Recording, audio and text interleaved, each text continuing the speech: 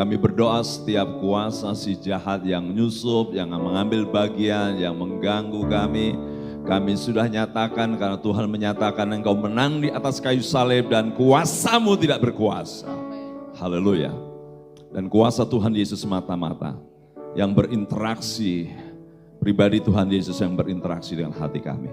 Kami sambut firman-Mu bagi hari ini dalam nama hormat kemuliaan bagimu semata-mata. Haleluya. Semua yang percaya Tuhan Yesus berkata bersama-sama, amin. Berikan kemuliaan yang paling meriah bagi Tuhan.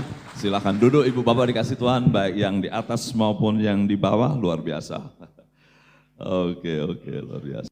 Jadi pada akhirnya pada hari ini saya diberikan hak istimewa oleh Tuhan Yesus melalui hambanya Gembala senior Ibu Peter Bungseng ya, kalau aksennya salah mohon maaf, keluarga besar, dan kemudian melalui hambanya Pak Nistor dan Bu Trivena, saya diyakinkan, betul Pak, kami sangat rindu ya. Kita memang rindu juga ya, 2 tahun lebih tidak ketemu ya, betul? Betul ya, apalagi kalau sempat makan bakso, rindu banget pengen makan bakso bareng ya. Tapi Pak Nistor agak nakal juga, waktu saya duduk di depan, saya berdua dengan istri saya pikir akan didampingi Pak Nistor dan Ibu.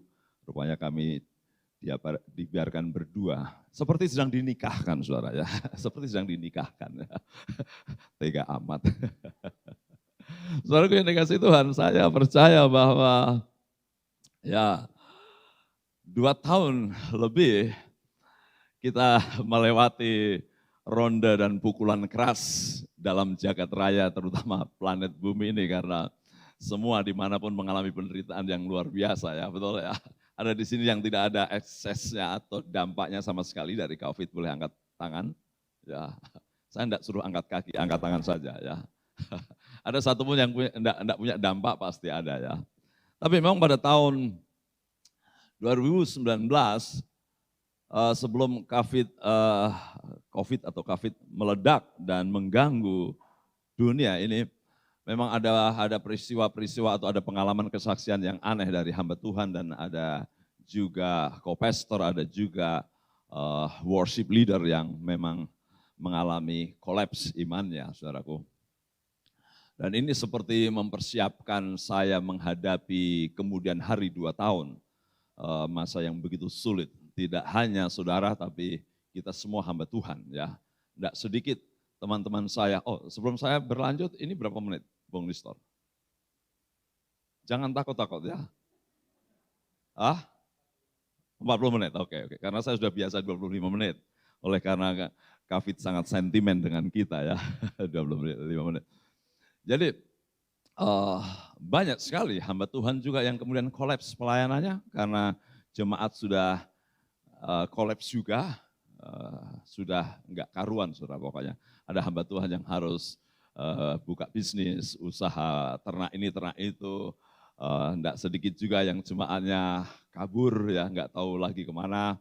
Sampai terjadi situasi di mana belakangan setelah pakai online ya, kalau dulu satu pendeta banyak jemaat, sekarang belakangan satu jemaat banyak pendeta.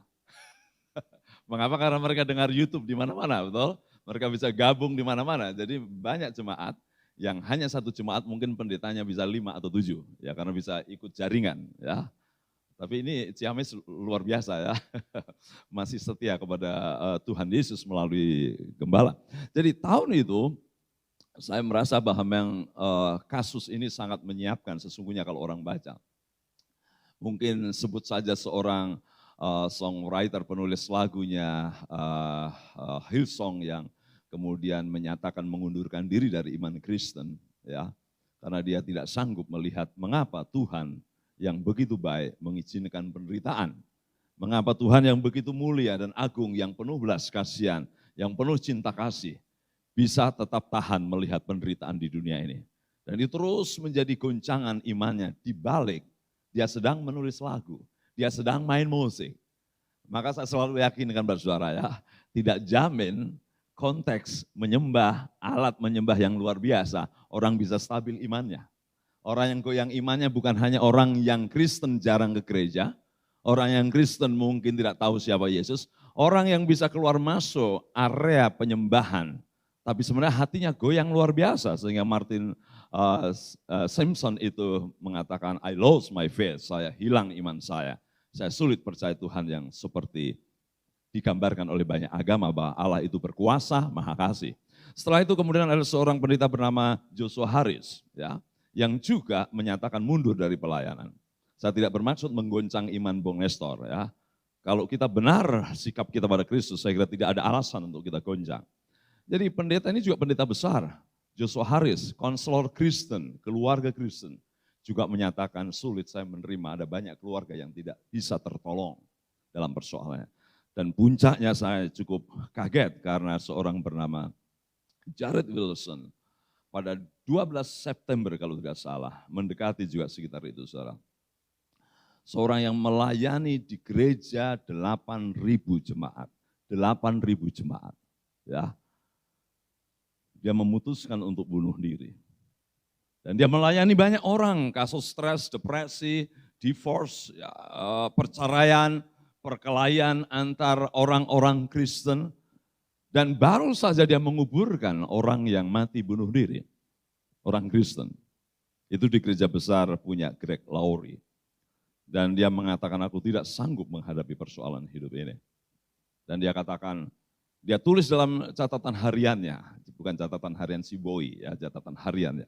Dia tulis, sesungguhnya Tuhan tidak pernah meninggalkan dan menyediakan kekuatan untukku. Kalau aku mengambil keputusan ini bukan Tuhan tidak baik, tapi aku tidak kuat dengan dentuman dan hajaran psikologiku yang menghadapi banyak persoalan. Dia tulis, dia tidak menyalahkan Tuhan Yesus, dia percaya Tuhan Yesus selalu menyediakan kekuatan. Tapi aku tidak sanggup memilih itu, karena terlalu berat. Saudaraku dikasihi Tuhan, saya kira saya bermaksud fair untuk memperhadapkan kekristenan dengan setiap hal, dengan cara bagaimana kita harus menghadapinya. Pagi hari ini satu tema yang memang berkali-kali dan bertubi-tubi di berbagai tempat saya yakinkan bahwa kekristenan harus cek recheck betul. Mengapa dia menjadi Kristen? Iman macam apa? Persoalan kita bukan di mana kita tinggal. Persoalan kita bukan kita akan pindah kemana. Mungkin tempat bisa berubah-ubah. Tetapi pertanyaan kita bagaimana kita berdiri di tempat itu. Saudara boleh pindah di mana-mana, saudara boleh pindah rumah, boleh pindah tempat, real estate, mungkin pindah pekerjaan. Bukan masalah di mana kau pindah tempat, tetapi bagaimana kau berdiri dengan tegak di suatu tempat. Itu sebenarnya tema saya pada pagi hari ini, pengalaman dari seorang hamba Tuhan luar biasa dalam kitab Raja, saudaraku. Saya berikan tema, di tengah-tengah ronde kritis itu, saya melihat seorang hamba Tuhan yang saya jadikan sebuah kalimat tema, tak lelah merebah pada Tuhan Allah. Tak lelah merebah pada Tuhan Allah. Mari kita membuka 1 Raja-Raja, saudaraku dikasih Tuhan, pasal 19. Ya, 1 Raja-Raja pasal 19, tidak tanggung-tanggung. Yang kita akan renungkan dan kita angkat saat ini, tolong jangan hanya saudara mendengar, tetapi saudara perlu mendengarkan. Banyak orang bisa mendengar tetapi tidak mendengarkan. Ya, itu hanya sepintas. Inilah arena saudara memperkuat cara berdiri. Bukan berpikir pindah tempat, tetapi kuat berdiri. Dan saya kira COVID ini menjadikan pengalaman tidak ada tempat yang steril dari persoalan. Kecuali kita punya cara berdiri yang kokoh dimanapun kita berada. Amin. Amin, tepuk tangan bagi Tuhan Yesus. Ini kunci. Mari kita belajar dari Nabi Elia, tak lelah menyembah pada Tuhan Allah. 1 Raja-Raja pasal 19 ayat 1 sampai ayat 18, saudaraku. Saya tidak membaca keseluruhan, saya diberkati dari bagian dan saya terus menerus merenungkan. Bukan hanya saudara, tapi saya juga, ini luar biasa. Pasal 19 ayat 1 sampai ayat 8. Dan kemudian ayat 11 sampai ayat 12, ya, dan kemudian selanjutnya terakhir pada ayat 15 sampai 18 saya akan bacakan bagi kita semua. Sudah ketemu semuanya? Amin. Yang di atas juga sudah ketemu? Ya, oke, jangan biarkan telinga diganggu-ganggu suara, konsentrasi putuskan dari hati ya. Pak Mika bersuara keras tidak bermaksud membujuk. Karena mau suara keras, mau dentuman meriam, kalau hatimu tidak komitmen pada Tuhan percuma juga. Ya, KKR bukan persoalan siapa pengkhotbahnya, apakah keras atau tidak. KKR persoalan hati saudara. Amin. Kalau hati saudara ngelantur, maka percuma juga. Itu kayak anjing menggonggong, herder menggonggong. Masa bodoh, saudaraku. Mari kita buka firman Tuhan sekali lagi, 1 Raja-Raja pasal 19, ayat 1 sampai 18. 1 sampai 4 dulu saya baca. Ketika Ahab memberitahukan kepada Isabel, segala yang dilakukan Elia dan perihal Elia membunuh semua nabi itu dengan pedang, maka Isabel menyuruh seorang suruhan mengatakan kepada Elia, beginilah kiranya para Allah menghukum aku, bahkan lebih lagi daripada itu. Jika besok kira-kira pada waktu ini aku tidak membuat nyawamu sama seperti nyawa salah seorang dari mereka itu. Maka takutlah ia, lalu bangkit dan pergi menyelamatkan nyawanya. Dan setelah sampai ke Beersheba, yang termasuk wilayah Yehuda, ia meninggalkan bujangnya di sana. Tetapi ia sendiri masuk ke padang gurun, sehari perjalanan jauhnya, lalu duduk di bawah sebuah pohon arar. Kemudian ia ingin mati. Katanya, cukuplah itu, sekarang ya Tuhan ambillah nyawaku. Sebab aku ini tidak lebih baik daripada nenek moyangku. Kemudian ayat 11 sampai ayat 13, saudaraku. Lalu firman-Nya, keluarlah dan berdiri di atas gunung itu di hadapan Tuhan. Maka Tuhan lalu angin besar dan kuat yang membelah gunung-gunung dan memecahkan bukit-bukit batu mendahului Tuhan. Tetapi tidak ada Tuhan dalam angin itu. Dan sesudah angin itu datanglah gempa, tapi tidak ada Tuhan dalam gempa itu. Dan sesudah gempa itu datanglah api. Tetapi tidak ada Tuhan dalam api itu. Dan sudah api itu datanglah bunyi angin sepoi-sepoi basah. Dan kemudian 15, firman Tuhan kepadanya, pergilah, kembalilah ke jalanmu melalui padang gurun Damsyik. Dan setelah engkau sampai, engkau harus mengurapi Hazael menjadi raja atas Aram. Juga Yehu cucu Nimsi haruslah kau urapi menjadi raja atas Israel. Dan Elisa bin Shafat dari Abel Meholah harus kau urapi menjadi nabi menggantikan engkau. Maka siapa yang terluput dari pedang Hazael akan dibunuh oleh Yehu, dan siapa yang terluput dari pedang Yehu akan dibunuh oleh Elisa. Tetapi aku akan meninggalkan 7.000 orang di Israel, yakni semua orang yang tidak sujud menyembah Baal dan yang mulutnya tidak mencium dia. Haleluya. Saudaraku dikasih Tuhan, ibu bapak yang dikasih Tuhan, luar biasa teks ini. Luar biasa. Saudaraku yang dikasihi Tuhan, saya kira berita tentang membangun, menguatkan, mengokohkan kekuatan iman dalam berbagai situasi itu adalah headline atau berita utama setiap orang percaya. Apalagi saya kira di tanah Sunda, saudaraku, yang tidak mudah itu. Tidak mudah kita. Saya harus melihat pada bagian-bagian firman Tuhan ini, saudaraku. Saudara, pada zaman Ahab, saya kira itu masa yang paling sulit bagi orang-orang percaya, terutama Elia. Karena masa itu dikuasai oleh sebuah keyakinan penyembahan berhala, yaitu Baal dengan 450 nabinya, Asyera dengan 400 nabinya. Negeri yang begitu sempit itu dikuasai oleh keyakinan yang sungguh tidak berkenan pada Tuhan. Itu sebabnya memang masa Ahab disebut sebagai masa buruk dalam kepercayaan. Dan Elia harus mengalami penderitaan sebagai seorang nabi. Saya mau beritahukan kepada kita semua bahwa persoalan, pergumulan, sulit, berat tidak pernah mengenal siapa orang itu. Apa backgroundnya, apa tingkat kerohaniannya. Yang awam, yang hebat dalam khotbahnya, yang hebat dalam pelayanannya, yang hebat dalam kalibernya. Persoalan tidak pernah bisa dilokalisir. Persoalan bisa menghantam siapa saja. Saya kira perikop ini adalah perikop pergumulan seorang nabi yang luar biasa, saudara. Nabi Elia. Yang mengagumkan bagi saya ini pelajaran bagus sekali.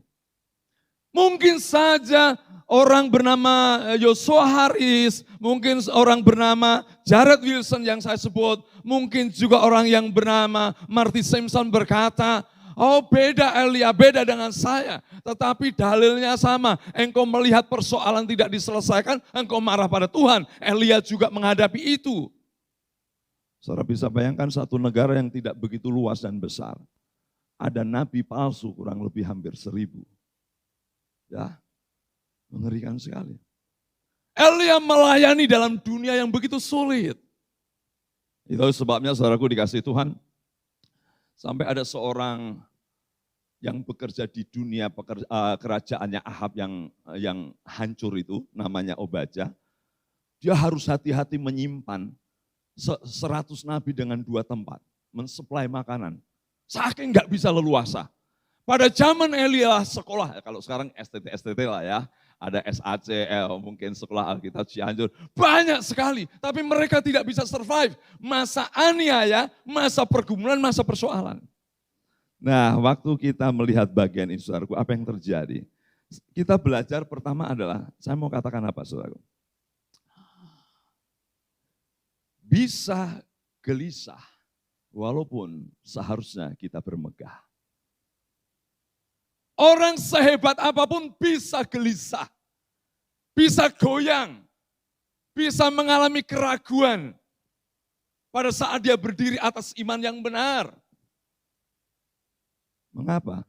Loh, Elia ini baru saja mengadakan KKR luar biasa, dari pagi sampai petang, sendiri, ya, menghadapi penyembah nabi-nabi Baal. Ini belum Aseranya, saudara ya. Baru 450 itu nabi palsu dari Baal. Bertanding di Karmel dari pagi sampai petang. Siapa yang menang? Siapa yang menang? Oke, bagus. Saya pikir kalau ada dengar yang menang Persib. Saya ngecek saja supaya pendengar kita. Yang menang siapa? Elia. Sendiri bertanding, Allah menunjukkan kuasanya. Allah yang mereka sembah, para penyembah Baal itu diam, cicing, gak ngomong apa-apa. Berjam-jam. Elia melihat kuasa Tuhan hadir di sekitar persembahan, dikasih air, langsung belang. Korbannya diterima. Woi, mungkin saya nggak tahu sebenarnya Elia enggak ada banyak pengikut, mungkin teman-temannya barangkali. Tapi dibuat bengong dan akhirnya dihabisilah nabi-nabi Baal itu. Dan yang menarik, setelah KKR luar biasa itu, tambah mujizat lagi saudara. Surplus mujizatnya. Dia disuruh pulang, bertanding dengan siapa itu? Ahab. Ahab naik kereta, Elia naik kaki. Ya, lari kencang di padang gurun yang begitu keras, hujan lebat, lelah. Tuhan memberikan bonus mujizat. Dia bisa lari melewati keretanya Elia. Tetapi saudaraku, mujizat yang besar tidak selalu cukup membuat stabil iman. Ya. Maka saya selalu katakan jangan jadi orang Kristen manja. Orang bisa sembuhkan, Tuhan bisa sembuhkan. Tetapi kesembuhan dan kemenangan secara fisik berkat materi tidak selalu menjadi benteng yang kuat untuk setia pada Tuhan. Betul saudara? Betul? Betul? Malah banyak orang Kristen saya menyebutnya sebagai kecanduan mujizat. Dapat mujizat, minta lagi, dapat mujizat, minta lagi. Tetapi juga lumpuh imannya. Begitu ada masalah bisa KO. Saya mau katakan di sini saudaraku yang dikasih, bisa saja seharusnya kita bermegah. Ya, namun kenyataannya gelisah. Ini Elia loh saudara. Siapa yang kemarin COVID tidak gelisah? Boleh angkat tangan. Saya akan minta dukungan doa kepada orang yang seperti ini. Ayo boleh angkat tangan yang di atas dan di bawah, yang waktu COVID melanda tidak gelisah, tenang-tenang. Aku berani, mana itu COVID, mana? Kulawan kau gitu ya. Waduh, maju tak gentar, tak kena ya. Saudaraku dikasih Tuhan bisa, saya mau yakinkan saudara, masih tetap bisa orang percaya gelisah, kendati pun mengalami dan seharusnya bermegah pada Tuhan. Ya. Ini hamba Tuhan kaliber. Belakang ini kan terjadi pergeseran hamba-hamba Tuhan juga ya. Itu sebenarnya gelisah ringan. Dulu sebelum dipakai Tuhan luar biasa, PD-nya bukan main. Setelah mungkin kekurangan keuangan, melacurkan diri ya. Ya itu dinyatakan dan dikutip kembali saudaraku. Bisa saudaraku, ada potensi kita. Inilah pentingnya kita selalu kembali ke fokus, ke sentral. Tak lelah merebah pada Tuhan Allah. Syukurlah yang kedua saudaraku yang menarik bagi saya dalam bagian ini. Yang menarik bagi saya. Tetaplah dan bisa meraih Tuhan Allah. Walaupun sedemikian lelah, ini kuncinya. Lelah bagaimanapun, putus asa bagaimanapun, remuk redam bagaimanapun, jangan sedikit pun meninggalkan kesadaran penuh, saya harus merebah pada Tuhan Allah. Ini bagus sekali saudara.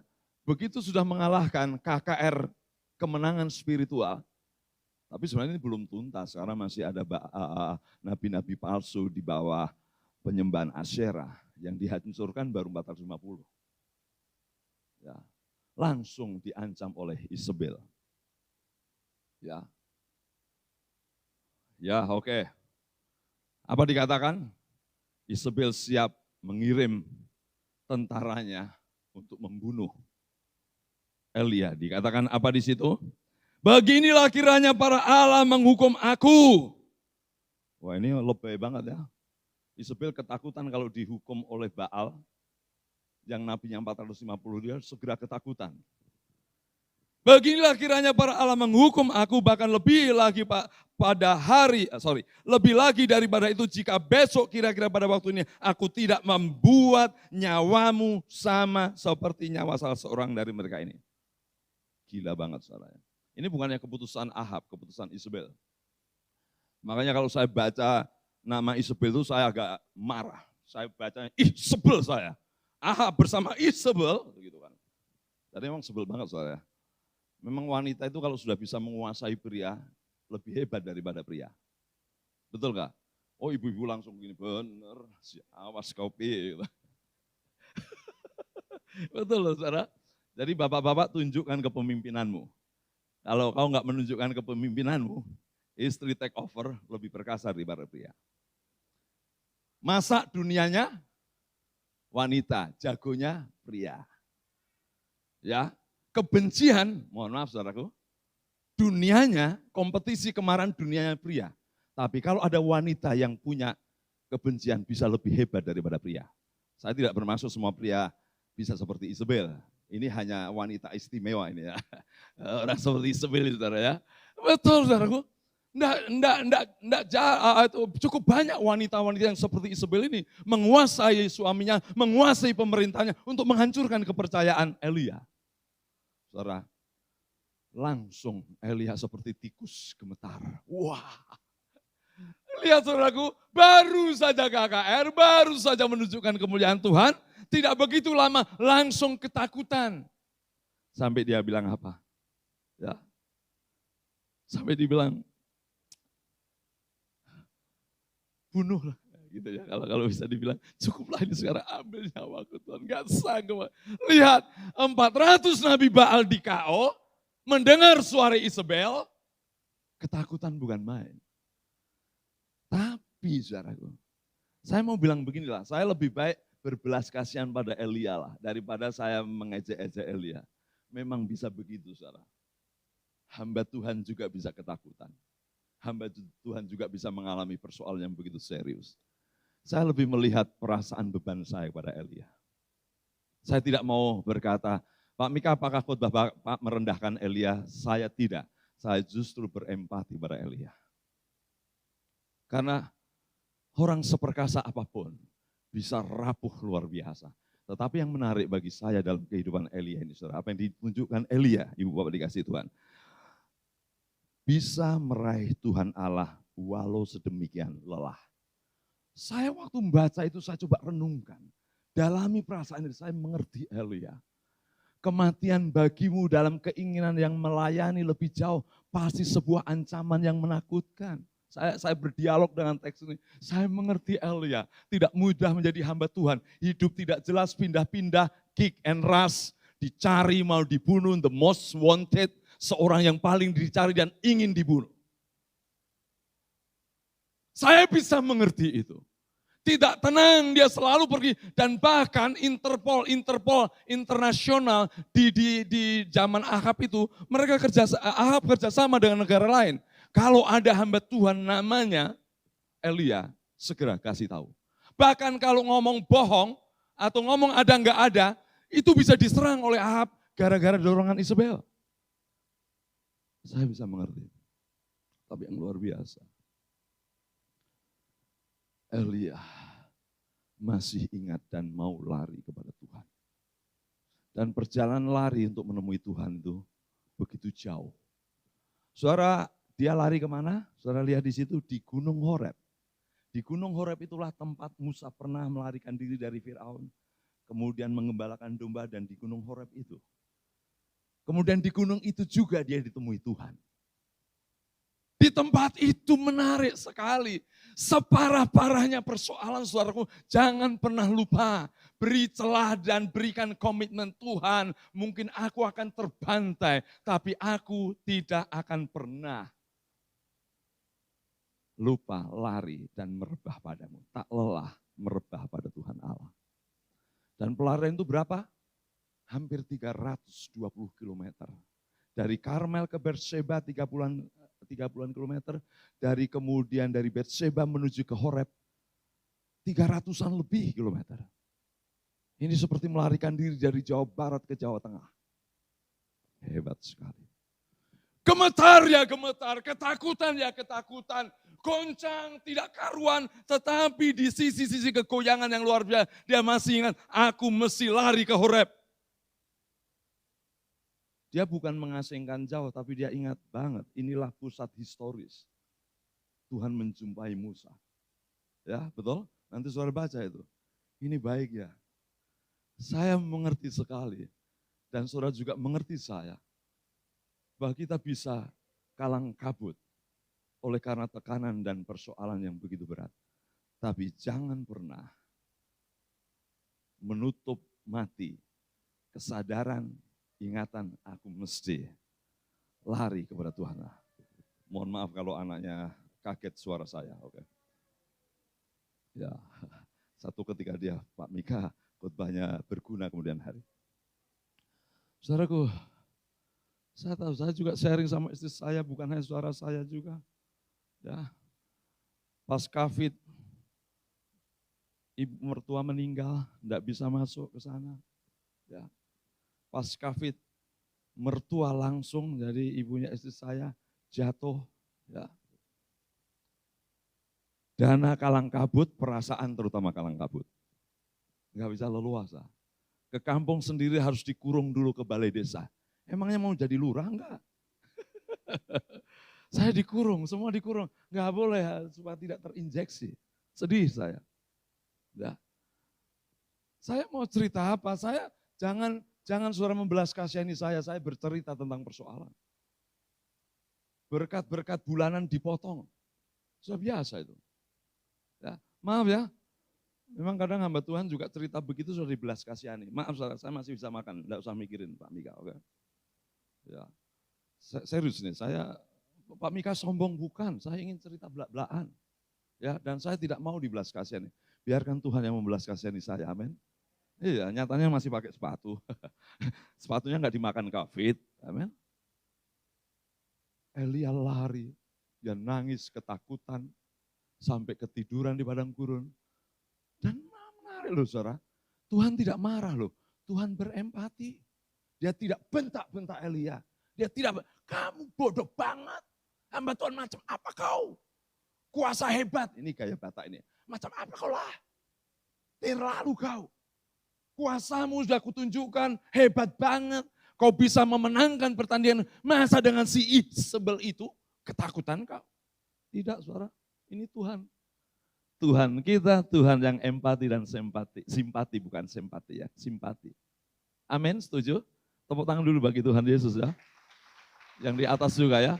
Tuhan kita, katakan dalam hatimu Tuhanku, Tuhan yang empati, mengerti, ada mengambil bagian dalam persoalanku.